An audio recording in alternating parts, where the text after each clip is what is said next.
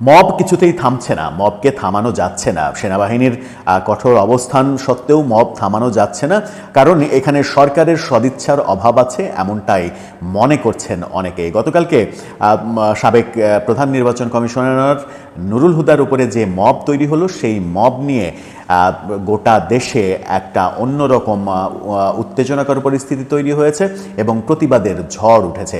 সেই প্রতিবাদের ঝড়ে সব পক্ষই নড়ে চড়ে বসেছে, অভিযুক্ত সব পক্ষই নড়ে চড়ে বসেছে।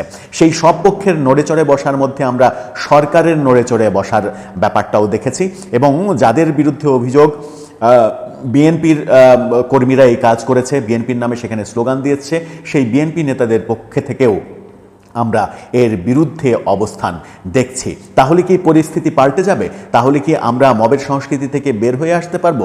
সেই আলোচনাই করব। সরকার কিভাবে মবের এগেনস্টে দাঁড়াবে, আদৌ দাঁড়াবে কিনা, যখন বিবৃতি দিচ্ছে সরকার, সেই আলোচনাটা করার চেষ্টা করবো এই ভিডিওতে। মবের সংস্কৃতির কথা, গতকালকে সাবেক প্রধান নির্বাচন কমিশনার নুরুল হুদার উপরে যে মব হলো, সেই মব নিয়ে যখন সারা দেশে প্রতিবাদের ঝড় উঠল, সেই প্রতিবাদের ঝড় মোকাবেলা করার জন্য এক ধরনের বিবৃতি দিতে দেখলাম আমরা সরকারকে। এই বিবৃতিটাকে আমরা যদি পজিটিভ অর্থে ধরি, তাহলে আমরা প্রত্যাশা করতেই পারি যে মব যারা করছে তাদের বিরুদ্ধে সরকার অ্যাকশানে নামবে। কিন্তু 24 ঘন্টা প্রায় পেরিয়ে গেছে, এখন পর্যন্ত কি মব সৃষ্টিকারীদের গ্রেপ্তার করা হয়েছে, তাদের আইনের আওতায় আনা হয়েছে? সেটা একটা বড় প্রশ্ন। কি বলছে সরকার? গতকালকে রাতেই সরকার একটা বিবৃতি দিয়েছে, সেই বিবৃতিটা আপনারা স্ক্রিনশটে দেখে নিতে পারেন। সেখানেই তারা বলেছে যে 22 জন সাবেক প্রধান নির্বাচন কমিশনার নুরুল হুদাকে একটি সুনির্দিষ্ট মামলায় রাজধানীর উত্তরা থানা পুলিশ গ্রেপ্তার করে। মামলায় তাকে গ্রেপ্তার করে, এই তথ্যটাই ভুল। মামলায় পুলিশ তাকে গ্রেপ্তার করেনি, মব করে তথাকথিত জনতা পুলিশকে খবর দিয়েছে এবং পুলিশের হাতে তাকে সোপর্দ করেছে। তার মানে হচ্ছে যে বিবৃতির প্রথম প্যারাটাই সরকার ভুল করেছে এবং ভুল তথ্য দিয়েছে, ভুল করেনি, ভুল তথ্য দেওয়ার চেষ্টা করেছে। এরপরে বলা হয়েছে যে এ সময় মব কর্তৃক সৃষ্ট বিশৃঙ্খল পরিস্থিতি ও অভিযুক্তকে শারীরিকভাবে লাঞ্ছিত করার বিষয়টি সরকারের নজরে এসেছে। বিবৃতির ব্যাপারটা এরকম মনে হচ্ছে যে পুলিশ গ্রেপ্তার করেছে, গ্রেপ্তার করে নিয়ে আসার পথে জনতা মবের সৃষ্টি করেছে, তাকে আক্রমণের সৃষ্টি করেছে। সরকারের ব্যাখ্যায় তেমনটা মনে হয়েছে, কিন্তু ব্যাপারটা পুরোটা উল্টা। তথাকথিত সেই জনতা মব তৈরি করে তার বাসা থেকে বের করে এনেছে, তাকে মারধর করেছে, জুতা মেরেছে, জুতার মালা গলায় দিয়েছে, পুলিশকে খবর দিয়েছে, পুলিশ আসলে পুলিশের গাড়িতে তাকে তুলে দিয়েছে। এটা করা হয়েছে, কিন্তু সরকারের বিবৃতিতে উল্টাটা আমরা দেখছি। তবুও তারা বিবৃতি দিয়েছে, এটা একটা সান্ত্বনামূলক ব্যাপার। তারপরে তারা বলছে সরকার দেশের সকল নাগরিকদের প্রতি আবারও আইন নিজের হাতে তুলে নেওয়ার অনুরোধ জানাচ্ছে। অভিযুক্ত সকল ব্যক্তির বিচার দেশের আইন মেনে হবে এবং বিচারাধীন বিষয় ও ব্যক্তির ব্যাপারে আদালত সিদ্ধান্ত গ্রহণ করবে। অভিযুক্ত ব্যক্তির উপর আক্রমণ ও তাকে শারীরিকভাবে লাঞ্ছিত করা বেআইনি, আইনের শাসনের পরিপন্থী ও ফৌজদারি অপরাধ। মব সৃষ্টি করে উশৃঙ্খল পরিস্থিতি সৃষ্টিকারী সকলকে চিহ্নিত করে আইন শৃঙ্খলা বাহিনী উপযুক্ত ব্যবস্থা গ্রহণ করবে। ন্যায় বিচার প্রতিষ্ঠার সংগ্রামে সকল নাগরিককে সহনশীল ভূমিকা পালনের জন্য অনুরোধ করা যাচ্ছে। এই যে আইন শৃঙ্খলা বাহিনী তাদের বিরুদ্ধে ব্যবস্থা গ্রহণ করবে, এটা বলা হয়েছে, 24 ঘন্টায় ব্যবস্থা গ্রহণ করা হয়েছে? করা হয়নি। এ পর্যন্ত যত মব হয়েছে, মব কেন বারবার হচ্ছে? মব বারবার হচ্ছে এই কারণেই যে যত মব হয়েছে সেই মবের পেছনে এক ধরনের পৃষ্ঠপোষকতা দেওয়া হয়েছে নীরব থেকে, সরকারের পক্ষ থেকে, বিভিন্ন স্টেক হোল্ডারের পক্ষ থেকে। তাদের বিরুদ্ধে কোনো শাস্তিমূলক ব্যবস্থা গ্রহণ করা হয়নি। আবার এই ক্ষেত্রে সেনাবাহিনীকেও অনেকে কাঠগড়ায় দাঁড় করাতে চাইছেন, যে সেনাবাহিনীর পদক্ষেপও বলিষ্ঠ হচ্ছে কিনা সেই প্রশ্নও দেখা দিয়েছে। যখন আমরা রংপুরে দেখলাম যে জিএম কাদের, জাতীয় পার্টির প্রেসিডেন্ট জিএম কাদেরের বাড়িতে হামলা করা হলো, কারা হামলা করলো এটা স্পষ্ট দিনের আলোর মতো পরিষ্কার, এবং হামলা করে দাবিও করা হলো আমরা হামলা করেছি।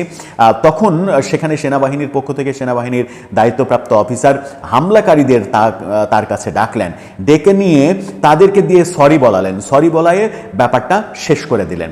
ব্যাপারটা যদি সেটা না হতো, হামলাকারীদের যদি আইনের আওতায় আনা হতো, তাদেরকে যদি শাস্তির আওতায় আনা হতো, তাহলে কিন্তু এই মবের সংস্কৃতি বন্ধ হতো। শাস্তির আওতায় আনা হচ্ছে না বলে মবের সংস্কৃতি বন্ধ হচ্ছে না, এটাই বাস্তবতা, এবং এই বাস্তবতার বাইরে আসলে কোনো কথা বলার উপায় নেই। যখন ওই গতকালকের মব সৃষ্টিকারীরা যখন সেখানে বিএনপির নামে স্লোগান দিয়েছিল, খালেদা জিয়ার নামে স্লোগান দিয়েছিল, সেখানে কিন্তু বিএনপির ভাবমূর্তি নষ্ট হয়েছে, খালেদা জিয়ার ভাবমূর্তি নষ্ট হয়েছে। এবং আমরা বলেছিও যে বিএনপি আগামীতে নির্বাচনের রাজনীতি করছে, সেই নির্বাচনের রাজনীতিতে, নির্বাচনী যে কার্যক্রম, সেখানে কিন্তু এই কালিমাগুলো প্রভাব বিস্তার করতে পারে, সেই কার্যক্রমকে প্রভাবিত করতে পারে, জনগণকে প্রভাবিত করতে পারে বিএনপিকে ভোট না দেওয়ার ব্যাপারে। সেই কারণে বিএনপির সচেতন হওয়া উচিত। সেই সমালোচনাগুলোতে, চতুর্দিক থেকে যে সমালোচনা উঠেছে, সেই সমালোচনাগুলোতে বিএনপির নেতাদের দৃষ্টি গেছে, এটা একটা সান্ত্বনার ব্যাপার। বিএনপি নেতা, আপনারা কয়েকটা স্ক্রিনশট দেখে নিতে পারেন। বিএনপির নেতা রিজভী তিনি বলছেন, সাবেক সিএসির সঙ্গে যা ঘটেছে তা নিন্দনীয় এবং দুঃখজনক। এরপরে আরেকটি স্ক্রিনশট দেখে নিতে পারেন। বিএনপি নেতা সালাউদ্দিন আহমেদ তিনি বলছেন, বিএনপি মব সংস্কৃতির বিরুদ্ধে, সালাউদ্দিন আহমেদ, এবং তিনি বলেছেন যে যদি মবের বিরুদ্ধে কোনো মানে মবের এই কার্যক্রমের সঙ্গে বিএনপির কারো জড়িত থাকার বাস্তবতা থাকে, তাহলে তার বিরুদ্ধে বিএনপি দলীয় অ্যাকশন নেবে, এমন কথা সালাউদ্দিন আহমেদ বলেছেন। আবার রিজভির আরেকটা কথা নিয়ে সময় টেলিভিশন শিরোনাম করেছে, আরেকটা স্ক্রিনশট দেখে নিতে পারেন। সেখানে বলা হচ্ছে, নুরুল হুদার সঙ্গে মব জাস্টিসকারীদের বিচার দাবি রিজভির। এদিকে গণ অধিকার পরিষদের নেতা রাশেদ খান তিনি বলছেন, মব উৎপাদনের দায় পুরোপুরি সরকারের। তিনি সরকারের উপরে দায় চাপালেন এবং এটা যে হচ্ছে এর পেছনে সরকার দায়ী, তেমনটা রাশেদ খান বললেন। আওয়ামী লীগ নেতা সাবেক মন্ত্রী শাহজাহান খান আজকে আদালতে হাজিরা দেওয়ার সময় সাংবাদিকদের বলেছেন, এক মাঘে শীত যায় না, মব সৃষ্টি করে মারার বিচার হবে। শাহজাহান খান এমন মন্তব্য করেছেন এবং সেই মন্তব্যের এক পর্যায়ে তিনি বলেছেন যে আওয়ামী লীগের নেতাকর্মীদের মব সৃষ্টি করে মারা হচ্ছে, এসবের বিচার হবে। হুঁশিয়ারি দিয়েছেন তিনি। আদালতে হাজিরে এজলাস থেকে বের হয়ে সাংবাদিকদের প্রশ্নের উত্তরে তিনি বলেছেন, এটি ঠিক হচ্ছে না, আওয়ামী লীগের নেতাকর্মীদের মব সৃষ্টি করে মারা হচ্ছে।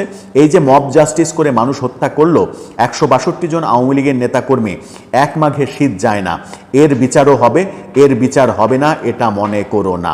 অর্থাৎ শাহজাহান খানও এক ধরনের ধমক দিয়ে রাখলেন, এক ধরনের শাসিয়ে রাখলেন। তার মানে ব্যাপারটা কোন দিকে যাবে? এরপরে যদি আওয়ামী লীগ কখনো রিটার্ন করে, তাহলে আওয়ামী লীগ এর চাইতে 10 গুণ করার চেষ্টা করবে। তাহলে দেশের অবস্থা কি হবে? সাধারণ মানুষ কিভাবে বেঁচে থাকবে? সাধারণ মানুষ কিভাবে টিকে থাকবে? কিভাবে দেশ এগোবে? দেশের অর্থনীতি কিভাবে এগোবে? এই প্রশ্নগুলো সামনে আসছে এবং এই প্রশ্নগুলোর একমাত্র সমাধান হচ্ছে মব যারা সৃষ্টি করছে তাদের বিরুদ্ধে সরকারের অ্যাকশন। শুধুমাত্র বিবৃতি দিয়ে দায় সারা গোছের কাজ করলে হবে না, অ্যাকশন নিতে হবে। বিএনপিও যেহেতু মতামত দিয়েছে যে যদি মব সৃষ্টিকারীদের মধ্যে বিএনপির কেউ থাকে, তাহলে তাকে বিচারের আওতায় আনা হোক। সুতরাং সরকারের জন্য পথ একেবারে পরিষ্কার খোলা। বিএনপির মতো বড় রাজনৈতিক দল যেহেতু মবের বিরুদ্ধে অবস্থান করছে, সেহেতু মানে সরকারের সমস্যা কোথায়? এনসিপি করুক, বিএনপি করুক, ছাত্র জনতা করুক, যেই করুক, মব করছে মানে সে নিশ্চিত আইন লঙ্ঘন করছে এবং ফৌজদারি অপরাধ করছে। সেই অপরাধে তাকে শাস্তির আওতায় আনতে হবে। শাস্তির আওতায় যদি আপনি 2-4 ক্ষেত্রে আনেন, তাহলে মবের সংস্কৃতি বন্ধ হয়ে যাবে। এই যে গতকালকে যার নেতৃত্বে এই মব হলো, তাকে অনেকে বলছেন যে মবের মানে brand ambassador, one of the brand ambassador সেই লোক। বহু জায়গায় মব সৃষ্টিকারীর নেতৃত্বে তাকে দেখা গেছে। তাহলে কি পুলিশ তাকে চেনে না? সরকার তাকে চেনে না? মানুষ তাকে চেনে না? অবশ্যই চেনে। কিন্তু ব্যাপার হচ্ছে যে তাদের বিরুদ্ধে অ্যাকশন হচ্ছে না। প্রত্যাশা যে অ্যাকশনটা হোক, যেন দেশে মবের কালচারটা বন্ধ হোক। দর্শক, আপনার কি মনে হয় সরকার যে বিবৃতি দিয়েছে, সেই বিবৃতির আলোকে তারা কি অ্যাকশনে যাবে, নাকি বিবৃতির মাধ্যমেই এক ধরনের আয়ু আসে পরিণত হবে ব্যাপারগুলো? আপনার মতামত জানিয়ে লিখতে পারেন আমাদের কমেন্ট বক্সে।